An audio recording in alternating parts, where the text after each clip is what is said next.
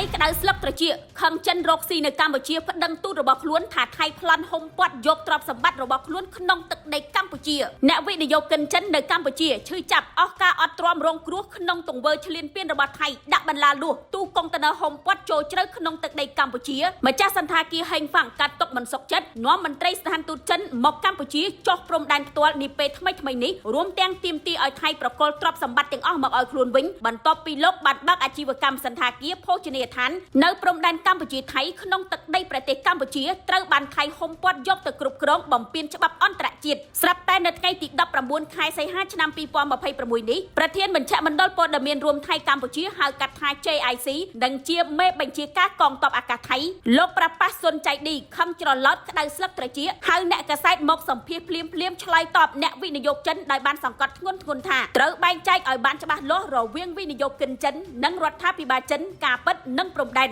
បញ្ហាទាំងនេះមិនគួរលាយឡំគ្នាឡើយនេះបើយោងទៅតាមNow Newsនៅថ្ងៃទី19ខែសីហានេះលោកប្រប៉ាស់ថាអ្នកវិនិយោគចិនមានសិទ្ធិអាចដាក់ពាក្យបណ្ដឹងឬក៏សុំជំនួយពីស្ថានទូតចិនបានប្រសិនបើពួកគេមានបញ្ហាចំពោះការចោទថាថៃឈ្លានពានរឹបអូសដីនិងលួចទ្រព្យសម្បត្តិជនបរទេសបើកអាជីវកម្មរកស៊ីនៅកម្ពុជាត្រូវបង្ហាញភស្តុតាងបញ្ជាក់ថៃបកស្រាយបែបច្រឡោតនិងអ្នកវិនិយោគិនចិនរូបនេះគឺថៃជន់កែងខ្លួនឯងហើយបន្លាលួសទូកុងតឺន័រប្រងព្រាតពេញទឹកដីកម្ពុជាមិនទាន់ទាំងដកចេញនៅឡើយទេថៃភ្លេចខ្លួនឬក៏អំណាចនៃសេចក្តីស្រេកឃ្លានទឹកដីកម្ពុជាខ្លាំងពេករហូតធ្វើឲ្យថៃបាត់បង់សតិបាត់បង់ភាពជាម្ចាស់ការលោកប្រប៉ាស់បានបញ្ជាក់ថាកងទ័ពថៃកំពុងតែរក្សាទីតាំងដែលបានព្រមព្រៀងគ្នាតាមសេចក្តីថ្លែងការណ៍រួមនៅថ្ងៃទី27ខែធ្នូឆ្នាំ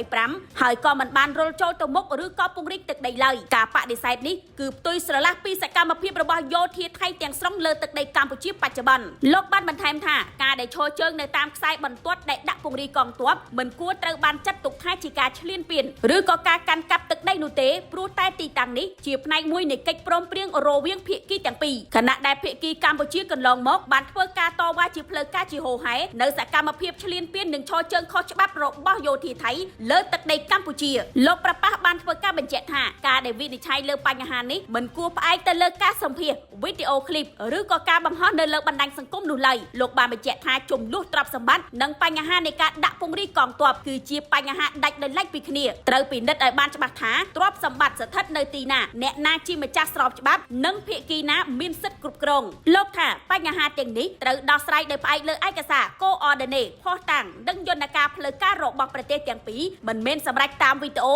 មតិសាធារណៈឬក៏ការចោទប្រកាន់ថាការឈ្លានពាននោះទេលោកបញ្ជាក់ថាមន្ត្រីការទូតចិនដែលមកកម្ពុជាដើម្បីដោះស្រាយកង្វល់របស់ប្រជាជនមិនមែនមានន័យថារដ្ឋាភិបាលចិនគ្រប់គ្រងការចោទប្រកាន់របស់អ្នកវិនិយោគចិនមកលើប្រទេសថៃនោះឡើយប្រទេសថៃមិនចង់បង្កើតចំនួនជាមួយនឹងភាគីណាមួយនោះទេលោកប្រប៉ាស់បានបញ្ជាក់ថាប្រសិនបើមានការផ្សព្វផ្សាយព័ត៌មានមិនពិតដែលបានចោទថាថៃឈ្លានពានឬក៏រឹបអូសទ្រព្យសម្បត្តិភាគីថៃនិងបង្ហាញការពិតនិងភស្តុតាងយ៉ាងច្បាស់លាស់ដោយលោកបានបញ្ជាក់ថាថៃមិនចង់មានចំនួនជាមួយអ្នកវិនិយោគិនស្ថានទូតឬក៏ប្រទេសជិតខាងនោះទេប៉ុន្តែក៏មិនអនុញ្ញាតឲ្យមានការចោទប្រកាន់ដោយគ្មានភស្តុតាងត្រូវបានគេចាត់ទុកថាជាការពិតឡើយជំហររបស់ថៃគឺការគោរពនៅកិច្ចព្រមព្រៀងការពារទឹកដីនិងអធិបតេយ្យភាពរួមទាំងរក្សាសន្តិភាពខ្ញុំជួនអគ្រី MHJ TV ចាប់ផ្ដើមថ្ងៃថ្មីរបស់លោកអ្នកជាមួយនឹងទឹកពិសាសុខភាពអេយ៉ុងជប៉ុននេះគឺជាការធ្វើតេស្តឈាមរវាង10នាទីក្រោយងើបពីដំណេកពិសាកាហ្វេពិសាទឹកធម្មតានិងទឹកពិសាសុខភាពអេយ៉ុងជប៉ុនចរន្តឈាមក្រោយពីការពិសាទឹកសុខភាពអេយ៉ុងជប៉ុនមានដំណើរការរលូននិងគ្មានភាពស្អិតជាប់គ្នាឡើយទឹកបរិសុទ្ធអាល់កាឡាំង